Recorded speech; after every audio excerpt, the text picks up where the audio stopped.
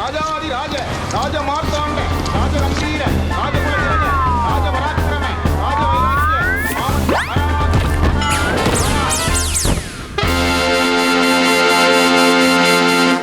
வணக்கம் மக்களே, இது நியூஸ் 18 தர்பார். நான் உங்க இடையில். இன்னைக்கும் நம்மளுடைய சட்டசபைகளில் என்னென்ன மாதிரியான விஷயங்கள்லாம் அதிர்புதிரியாக நடந்துச்சு, யார் யார் என்னென்னலாம் பண்ணி முதலமைச்சர் மனசை அப்படியே மகிழ்விச்சாங்க, இந்த பக்கம் யார் யார் என்னென்னலாம் சொல்லி எப்படியெல்லாம் சபாநாயகர் ஐயாவை கொஞ்சம் கடுகடுன்னு கொண்டு வந்தாங்க, ஒன்று ஒன்றா எடுத்து கொடுக்க பார்த்து என்ஜாய் பண்ணுங்க. வாங்க நிகழ்ச்சிக்குள்ளே போகலாம். செம்ம சீனுமா டப்புனே மைக்கை பிடிச்ச முதல்வர் சட்டசபையில் ஒன்று சொன்னார். எங்கே பேசணும், எப்படி பேசணும் அப்படிங்கிற விஷயத்தெல்லாம் ரொம்ப அழகாக தெரிஞ்சு அங்கங்கே பேசணும். அதனால் மக்கள் எங்களை அப்படியே தூக்கிட்டு வந்து அழகாக கொண்டு வந்து சஞ்சீவி மலையை தூக்கிட்டு வந்து அனுமார் மாதிரி கொண்டு வந்து சட்டசபையில் உட்கார வச்சுருக்காங்க. அதனால் நாங்கள் நேரம் கிடைக்கிறப்ப எல்லாத்தையும் டக்குன்னு பேசுவோங்க. மாண்புமிகு நிதி அமைச்சர் பேசும்போது ஒரு 3 டிபார்ட்மெண்ட்லேருந்து ரிவ்யூ பண்ணி அந்த ஃபைல்ஸ்லாம் என் டேபிளில் இருக்குன்னு சொன்னார். அது ஏதோ போகிற போக்கில் அவர் சொல்லலை, உண்மையிலேயே என் டேபிளில் இருக்கு. அத்தனையும் ப்ரூஃபோடு இருக்கு. ஓப்பன் பண்ண வச்சிடாதீங்க. எப்போ ஓப்பன் பண்ணணுமோ அப்போ கரெக்டாக எல்லாமே ஓப்பன் ஆகும். மக்கள்கிட்ட எப்போ பேசணும், என்ன பேசணும், எப்படி பேசணும் எல்லாம் பேசிட்டு தான் அன்பா ஆசையா எங்க எல்லாரையும் கொண்டாந்து உட்கார வச்சிருக்கிறாங்க.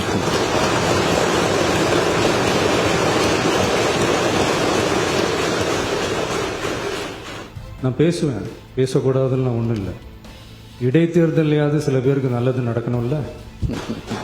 சட்டசபைனாலே விவாதம் இல்லைன்னா நல்லா இருக்காதுல்ல. ஆரோக்கியமான விவாதம் இருந்தால் அது அற்புதமாக இருக்கும். இன்னைக்கு பார்த்தி அப்படின்னா எதிர்கட்சி தரப்புல நேரு ஐயா, இந்த பக்கம் ஆனந்த் ஐயா, 2 பேரும் மாறி மாறி மாறி மாறி கருத்துக்களை அள்ளி பரிமாறிக்கிட்டாங்க. இடையில கொஞ்சம் கேப் இருந்ததுனால அது பூரா நடந்து போச்சு.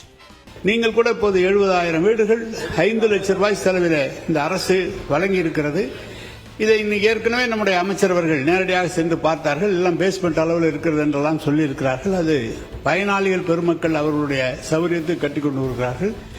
நீங்களாவது நல்ல முறையில் அந்த 5 லட்சத்தில் கட்டியிருக்கிறீங்க. நாளைக்கு உங்களை பார்த்து நீங்க கட்டினது சரியில்லைன்னு சொல்லாத அளவுக்கு நீங்க பார்த்துக்கீங்க, அவ்வளவுதான்.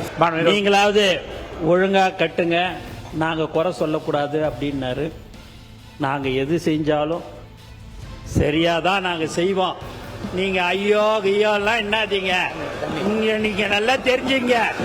இனி நீங்க கனவு கண்டா கூட இனிமேல் பட்டு நீங்க ஆட்சிக்கு வர முடியாது என்பதை தெளிவா சொல்லிக்கிறோம்.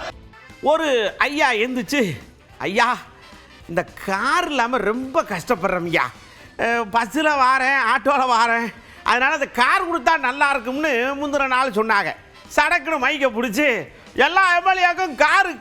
பொருளாதார பலம் இல்லாமல் சட்டமன்ற உறுப்பினர்களாக பணியாற்றும் மற்றும் முதலாக சட்டமன்ற உறுப்பினர்களாக தேர்வு செய்யப்பட்ட உறுப்பினர்கள் தங்களது மக்கள் பணியை தோய்வின்றி தொடர்வதற்கும் அவர்கள் தங்களின் தொகுதி பணிகளை திறம்பட மேற்கொள்வதற்கு வசதியாக அனைத்து சட்டமன்ற உறுப்பினர்களுக்கும் அரசு சார்பில் வாகனம் வழங்கப்படும் என்பதை மகிழ்ச்சியோடு தெரிவித்துக் கொள்கிறேன். சட்டமன்ற உறுப்பினர்களுக்கு அரசு வாங்கி வழங்கும் வாகனத்தை பராமரிக்கும் விதமாக வாகனத்திற்கு ஓட்டுநர், எரிபொருள், வாகன பராமரிப்பு உள்ளிட்ட செலவினங்களுக்காக மாதந்தோறும் ரூபாய் 75,000 வாகன படியாகவும்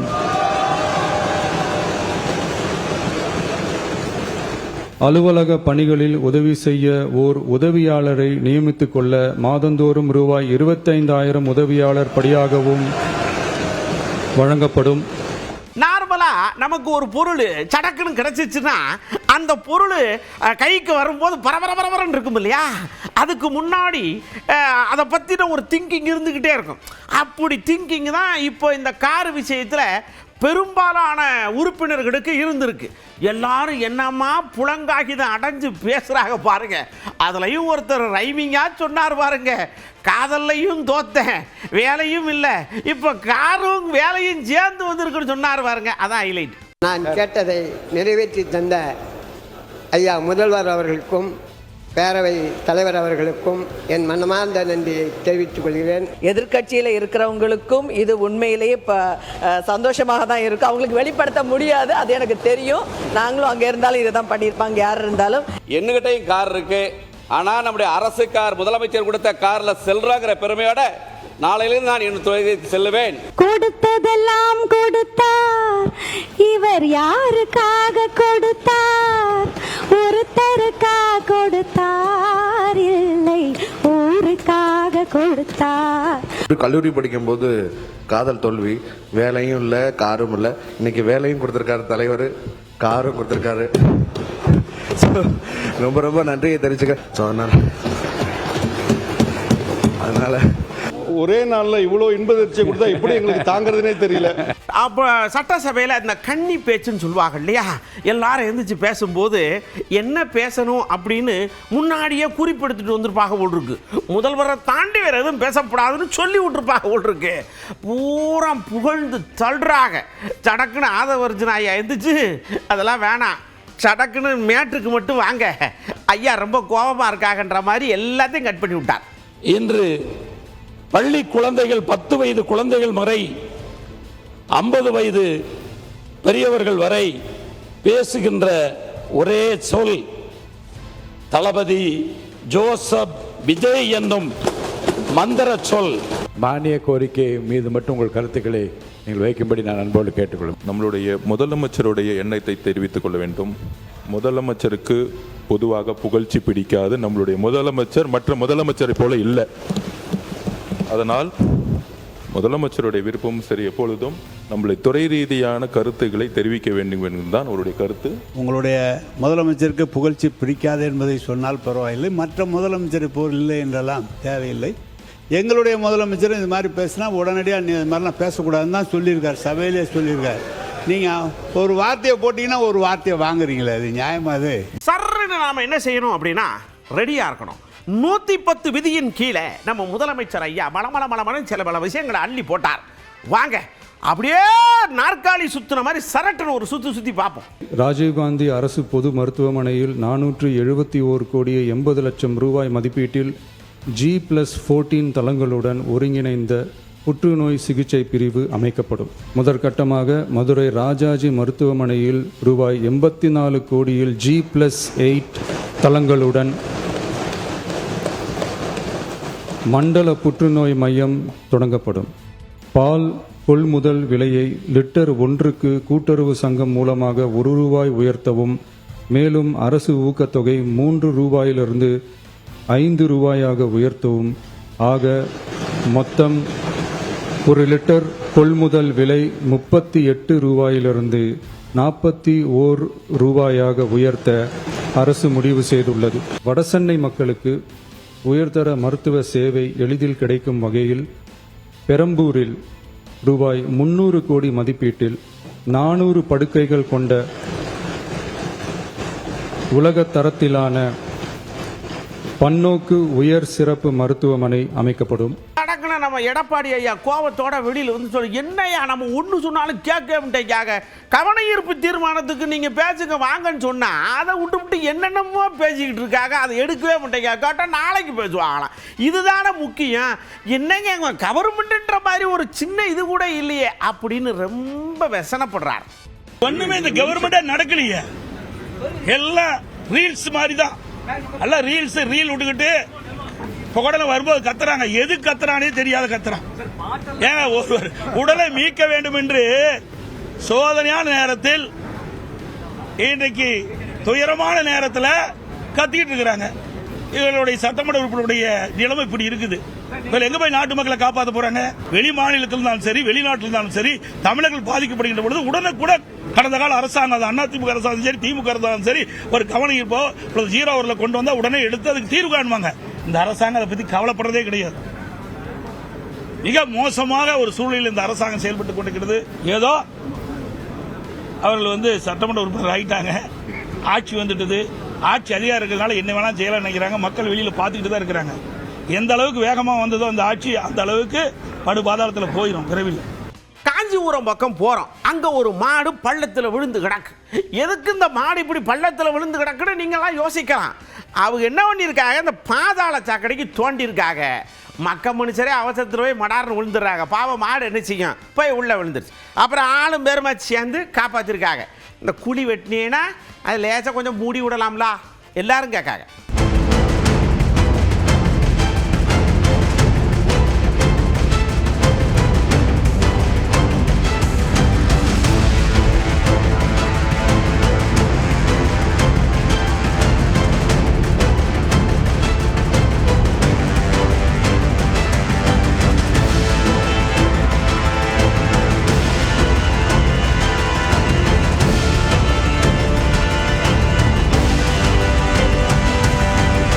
அப்படியே பார்த்தீங்கன்னா இன்னையே நம்மளெல்லாம் அழகாக காட்டக்கூடிய அற்புதமான விஷயம் கேமரா. உலக புகைப்பட தினம்னு கொண்டாடுறாங்க. உதகையில் வாருங்க, இதுக்குன்னு ஸ்பெஷலாக ஒரு விழா மாதிரி ஏற்பாடு பண்ணி முதல்ல தண்டி கேமராவை கண்டுபிடிச்சி வச்சுருந்தாங்கடா. அதிலிருந்து இப்போ இருக்கிற சின்ன கேமரா வரைக்கும் காட்சிப்படுத்தியிருக்கிறாங்க. நம்மளா அப்படின்னு ஆச்சரியப்படுற அளவுக்கு காட்டுது இல்லை, பாருங்க.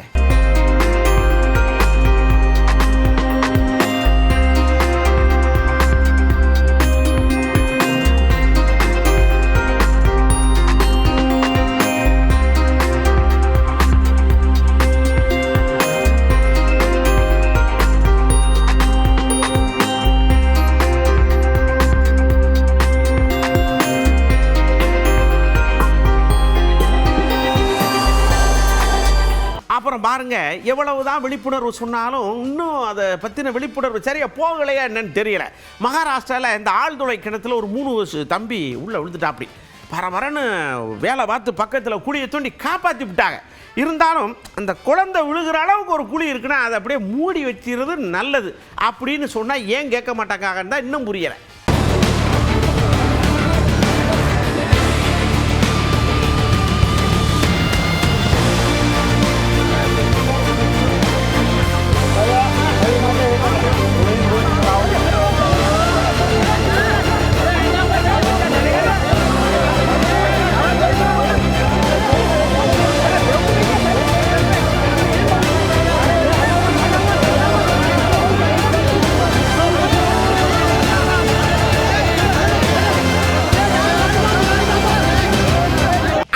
அசாமில் ஒரு லாரி, அந்த லாரியை நிறுத்தி போலீஸ்காரங்க சோதனை போட்டிருக்காங்க. அது வந்து டேங்கர் லாரி.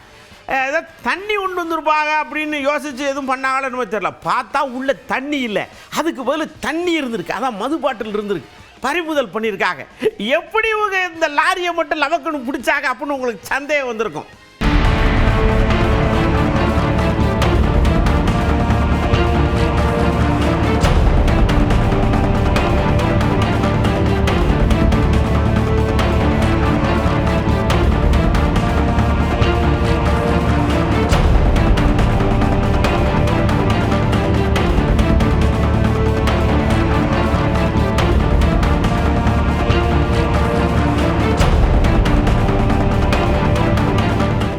பாருங்க, மிசோரம்ல இந்த கடத்தல் கும்பல் எப்படித்தான் யோசிச்சு இப்படியெல்லாம் கடத்துதோ அப்படின்னு போலீஸ்காரர்களே மிரள்றாங்க. 9 கோடி ரூபாய் ஹெராயினை அசால்ட்டா கடத்தி கொண்டு போயிருக்காங்க. ஆனா பிடிச்சி விட்டாங்க லவக்குன்னு. ஆமா, ஏயா இப்படி பொருளா கடத்தி எல்லாரும் இது பண்றீங்க அப்படின்னு மற்றவங்க கேட்குறாங்க. பதில் தான் அவங்ககிட்ட இருந்து வரல.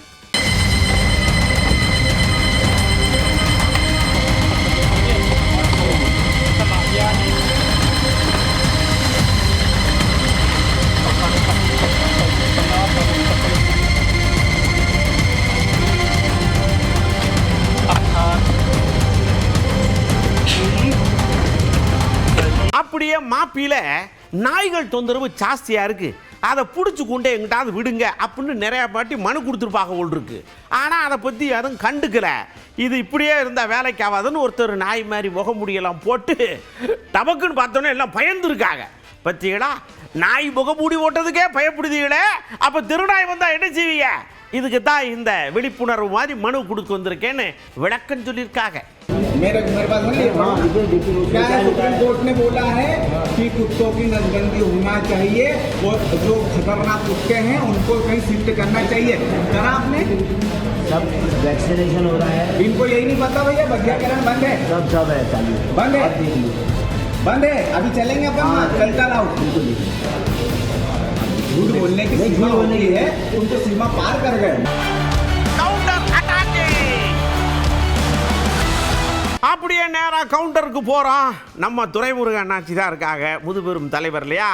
எல்லாருக்கும் கார் கொடுக்கணும்னு சொல்லியிருக்காங்க, நல்ல விஷயம்தான், இருக்கட்டும். ஆனால் 100 நாள் ஆச்சுட்டாக எது நடந்த மாதிரி தெரியலையே அப்படின்னு ஒரு பிட்ட தூக்கி போட்டாச்சு. புது கவர்மெண்ட் வந்து 100 நாள் ஆயிருக்கு, அவங்களுடைய செயல்பாடுகள் எப்படி பாக்குறீங்க சார்? செயல்பாடு இருந்தால் பாக்குறதுக்கு சட்டமன்ற உறுப்பினர்களுக்கு எல்லாருக்குமே அரசு செலவுல புதுசா கார் கொடுக்கறாங்க, உதவியாளர் உட்பட. வரவேற்கிறேன். நீங்க பத்திரிகையாளர் கேட்கணும், எழுதணும்.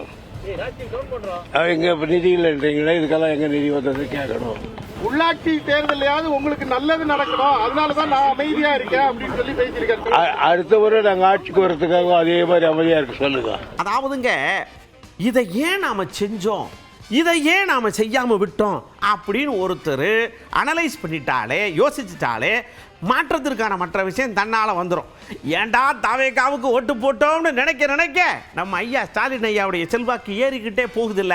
கண்டுபிடிச்சிருக்காரா பொன்முடி ஐயா? எங்களுடைய நிரந்தர முதல்வர், நான் முதல்ல தான் சொன்னேன், இதெல்லாம் எவ்வளோ இருக்குன்னு தெரியாது. ஆனால் தளபதி அவர்கள் இப்பொழுது மக்களிடையே மீண்டும் செல்வாக்கை பெற்றிருக்கிறார்கள். ஏன் இந்த தவறை செய்துவிட்டோம் என்று மக்கள் உணர்கிற அளவிற்கு இப்பொழுது தமிழகத்திலே பல்வேறு நிகழ்வுகள் நடைபெற்று கொண்டிருக்கின்றன. அதற்கெல்லாம் விரைவில் பதில் வரும். ஏஎம்மும் பிஎம்மும் பார்க்காம வேலை பார்க்குற நீங்க தான் அடுத்த பிஎம் அப்படின்னு ஒருத்தர் சட்டசபையில் பேசுகிறார். இதை எடுத்துகிட்டு போய் நேராக தாகூரையாட்ட கேட்டோன்னு சொல்கிறாரு, அதெல்லாம் சீரியஸாகவே எடுத்துக்காதீங்க, அது அன்னைக்கு அந்த நேரத்துக்கு சொல்லப்பட்ட ஒரு விஷயம், அப்படியே விட்டுருங்க, அதுக்கு வேற ஆட்கள் இருக்கு அப்படின்னு அப்படியே பூசி முடிக்கி கொண்டு போகிறார். இந்திய கம்யூனிஸ்ட் கட்சியும் மார்க்சிஸ்ட் கம்யூனிஸ்ட் கட்சியும் உழைக்கின்ற மக்களுக்காக போராடுகின்ற இயக்கங்கள். அவர்கள் போராட்டம் அறிவித்ததுக்காக தாசில்தார் நான் ஒவ்வொரு ஆள் டீட்டெயிலும் எடுப்பேன் அப்படின்னு சொல்லி மிரட்டுறது பிரிட்டிஷ்காரன்ட்ட வேலை பார்த்த தாசில்தார் மாதிரி பிஹேவ் பண்ணுறாரு. அந்த தாசில்தார் மேலே கடுமையான நடவடிக்கை எடுக்கணும். அவரை டிரான்ஸ்ஃபர் பண்ணியிருக்காங்க, டிரான்ஸ்ஃபரோட விடக்கூடாது, அவர் துறை சார்ந்த நடவடிக்கை எடுக்கணும். தொண்டர்கள் இப்போ வரும்போது என்ன கூட தான் ஒருத்தர் பிரதமரான மத்திய அமைச்சராக சொன்னார். அதுக்காக இதெல்லாம் சீரியஸாக எடுத்துக்கிட வேண்டியதில்லை. நீங்கள் காங்கிரஸ் கட்சியை பொறுத்த மட்டும் திரு ராகுல் காந்தி அவர்கள் தான் காங்கிரஸ் கட்சியுடைய முகம், எதிர்கட்சியுடைய முகம். அப்படியே நம்ம கேபி முனுசாமி ஐயாட்ட, ஐயா 100 நாள் ஆகிப்போச்சு, சொல்லுங்க உங்க கருத்து அந்த ஆட்சியை பத்தின்னு கேட்டா, அந்த ஒன்றை மட்டும் லேசாக எடுத்து தூர வச்சிருக்க, அப்படிதான் என் மார்க்கு அப்படிங்காரு. அனைத்து பணிகளும் ஸ்தம்பித்திருக்கிறது. அரசு துறை அலுவலர்கள் என்ன செய்வது என்று தெரியாமல் தடுமாறி கொண்டிருக்கிறார்கள். உயர் அதிகாரியிடத்திலிருந்து உரிய உத்தரவு வரவில்லை. அப்படி உயரிய அதிகாரத்திலிருந்து உத்தரவு வரவில்லை என்று சொன்னால் மேலே இருக்கின்ற அமைச்சரிடத்திலிருந்து அவருக்கு உத்தரவில்லை. ஆக இந்த ஆட்சி, இந்த 100 நாள் ஆட்சியினுடைய சிறப்பு என்பதை விட அந்த ஒன்றை நீக்கிவிட்டால் மீது என்ன இருக்கிறது, அதுதான் இந்த ஆட்சியினுடைய நிலைப்பாடு. அரசுக்கு ஏன் விமர்சனம் வருது அப்படிங்கிறதுக்கு அழகான ஒரு விஷயத்தை பாயிண்ட் அவுட் பண்ணியிருக்காரு நம்ம அன்புமணி ராமதாஸ் ஐயா. ஆனால் உங்களுக்கு அனுபவம் இல்லைன்னா நீங்கள் அதிகாரிகள் பேச்சை தான் கேட்கணும். அதிகாரிகள் பேச்சை கேட்கறதா இருந்தால் நீங்கள் இப்படி தான் விமர்சனங்களை அதிக அளவில் எதிர்கொள்ளணும். அனுபவம் இல்லாத காரணத்தால் அதிகாரிகள் என்ன சொல்றாங்களோ அதை கேட்டுட்டு இருக்கிறாங்க. அதிகாரிகள் நல்ல வகையுமே சொல்ல போறது கிடையாது. அதிகாரிகளுக்கு சமூக நீதினா என்னன்னு தெரியாது, அந்த அடிப்படையே கிடையாது. சமூக நீதினா என்னன்னு தெரியாது. அதனால அவங்க சமூக நீதிக்கு வேற விதமா தான் சார் இதெல்லாம் இப்படி வரும், அப்படி வரும், இப்படி வரும்னு சொல்லிட்டு எல்லாம் இருப்பாங்க. அதான் நான் சொன்னேன், ஒரு முறை முதலமைச்சரை பார்க்குறப்ப சொன்னேன், தயவு செய்து அதிகாரிகள் சொல்றதை கேட்காதீங்க சொல்லிட்டு. அது குறிப்பா இந்த விவசாயிகளுடைய இந்த கடன் தள்ளுபடி செய்யறதுக்காக நான் சொன்னேன், தயவு செய்து அதிகாரிகள் சொல்றதை கேட்காதீங்க, உங்க மனசாட்சி என்ன தோணுதோ அதை செய்யுங்க, அது நீங்க கடன் தள்ளுபடி செய்யணும்னு சொல்லிட்டு வந்தேன்.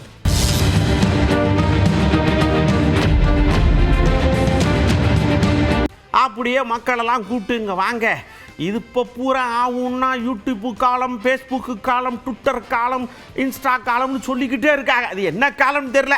ஆனால் ஃப்ரெண்டுகளை பூரா அங்கே தான் தேடுறாங்க. இன்ஸ்டாகிராமில் நட்பு ஏற்பட்டு அவரை அடித்தார், இவர் இப்படிப்பட்ட நட்புகள்னால் நமக்கு பாதுகாப்பானதா, இப்படிப்பட்ட நட்பு தேவையா, என்ன ஏது அப்படின்னு மக்கள்கிட்ட கேட்டோம். அவங்களும் மலமலன்னு இணையவடி பதில் மாதிரியே சொல்றாங்க. முகம் தெரிஞ்ச ஒருத்தவங்களும் இங்க சரியா இல்லாத போது யாருனே தெரியாத ஒருத்தவங்க எந்த விதத்துல சரியா இருப்பான்னு நம்புறாங்க. உரையாடலுமின்றி புரிதலுமின்றி நட்புகளை உருவாக்கி கொள்ளுதல் என்பது ஆபத்துகளையே விளைவிக்கும். எதுக்காக நம்ம இன்னொருத்தரை நம்பணும், அதுவும் நேர்ல பார்க்காத ஒருத்தரை எதுக்காக நம்பணும்?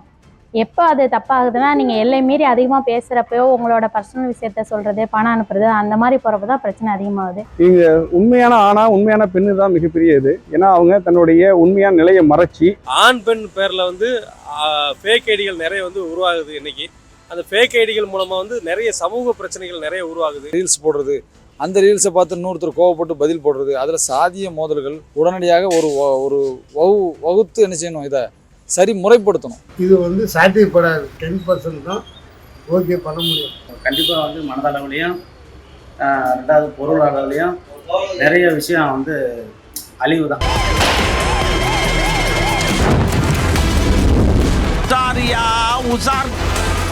அப்படியே இப்போ நீங்கள் உஷாராக இருக்க வேண்டிய தருணம் என்னன்னா, எல்லாத்துலேயும் கலப்படம் வந்து போச்சு. பாருங்க, ஒரிசாவில் ஒரு கம்பெனியில் ஆய்வு பண்ண போயிருக்காங்க. அது பன்னீர் தயாரிக்கிற கம்பெனியா. இது ஒரிஜினலாக டூப்ளிகேட்டான அதிகாரிகள் ஏதோ ஒரு விஷயத்தை உள்ளே போட்டால் அது பெப்பரை பேனு டூப்ளிகேட்டுன்னு காட்டி கொடுத்துருச்சு. இனிமே பார்த்து வாங்குங்க. அதிகாரிகள்கிட்ட கேட்டு இதை எப்படி பரிசோதித்து வாங்குறதுன்னு ஒரு நோட்ஸ் வாங்கிக்கிறது நல்லது.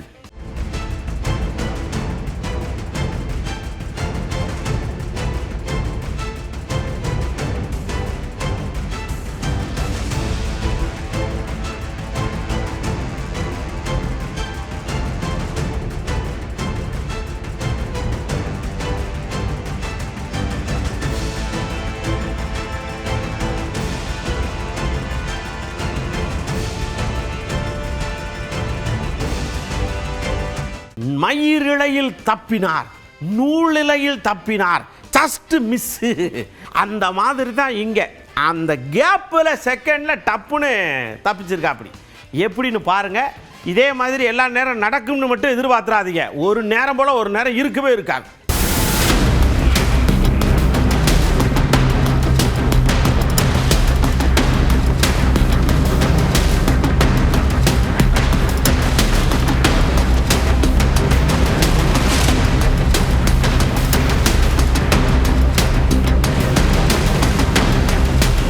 அப்புறம் பாருங்க, இந்த ராத்திரி ராக்கோழி மாதிரி சுற்றுறது எல்லா இடத்துலையும் இப்போ பேஷன் ஆகி போச்சு. நாமக்கல்லில் ஒரு 3 பேர் கத்தி எடுத்துக்கிட்டு அப்படியே ராத்திரி பூரா சுற்றிக்கிட்டு அட்டூழியம் பண்ணுறாங்க. இந்த படுத்து தூங்குற ஊரை பதக்குன்னு தூங்குறாங்க. என்னையா இப்படி பண்ணுறிய அப்படின்னு கேட்கறதுக்கு யாரும் இல்லை போல் இருக்கு. தயவு செஞ்சு இந்த மாதிரி ஆள்கள்கிட்ட ரொம்ப உஷாராக இருங்க.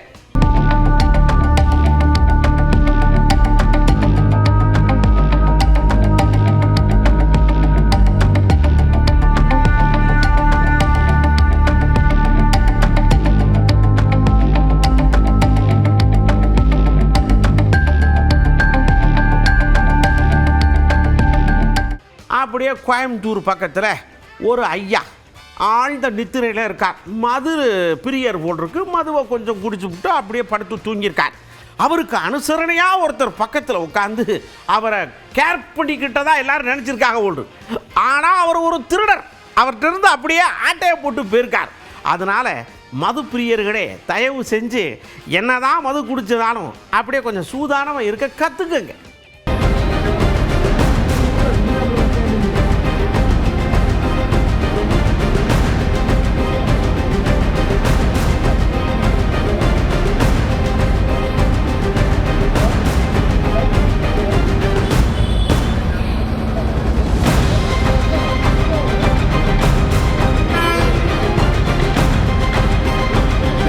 அடுத்து பாருங்க, இந்த வனப்பகுதிகளில் இருக்கக்கூடியவர்களுக்கும் வன விலங்குகளுக்கும் அடிக்கடி மோதல் பார்த்துக்கிட்டே இருக்கிறோம். குறிப்பாக யானைகள். இப்போ சமீபத்தில் கரடியும் உள்ள நினைஞ்சிருக்கார் அவரும். யானைகள் என்ன பண்ணும், சில நேரம் ஆக்ரோஷமாக தாக்கும், சில நேரம் ரொம்ப அமைதியாக டக்கு டக்குன்னு கதவை திறந்து உள்ளே போய் தேவையானதை எடுத்துகிட்டு போய்கிட்டே இருக்கு. இந்த யானை மாதிரி.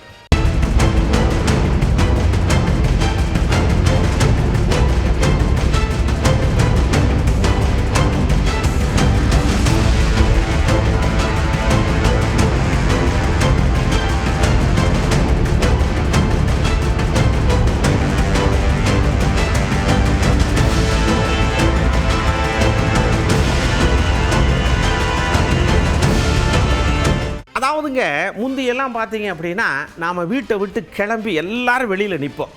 நம்ம வீட்டில் அம்மாவோ அப்பாவோ போய் ரூமாக செக் பண்ணி லைட்டெல்லாம் ஆஃப் பண்ணிட்டு கடைசியில் பூட்டில் தொங்குவாங்க. அப்படி நல்லா பூட்டியிருக்கா இல்லையான்னு, அது செக்யூரிட்டி.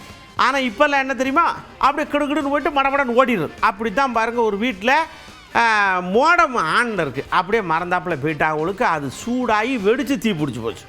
தேவையா இது? போகும்போது இந்த மெயினை சடக்குன்னு இறக்கி விட்டு போக வேண்டியதானே.